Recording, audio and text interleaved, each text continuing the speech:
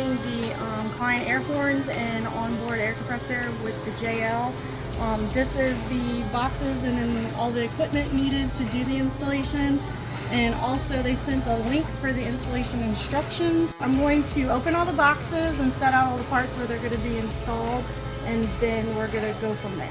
Okay, this is the parts we need to install the air horns onto the bracket and then the bracket onto the Jeep frame. So right now I'm going to install these onto the bracket and then I will install it onto the frame.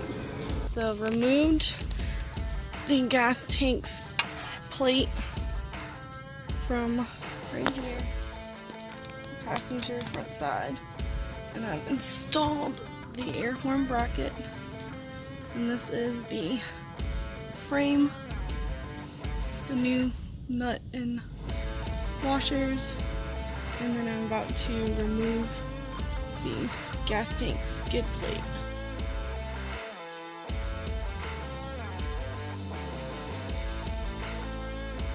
Okay, this is the air tank mounting bracket and then the air tank. So I separated the hardware needed for it to mount onto the bracket. So I'm about to mount it and then I will take pictures.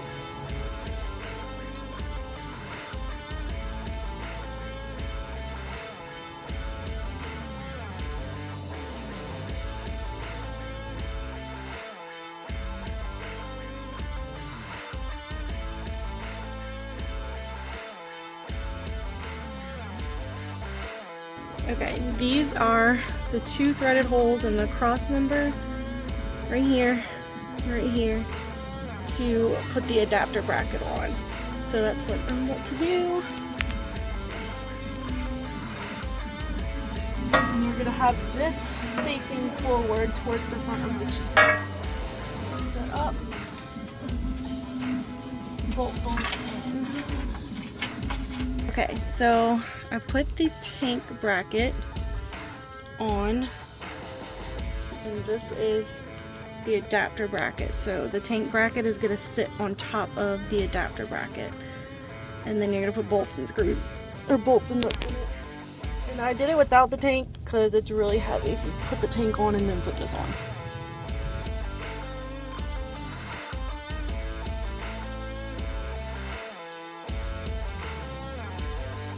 So we have the wiring going on. Got the air compressor bracket attached to the air tank bracket. Air tank's hanging from the frame. We currently have the wire running in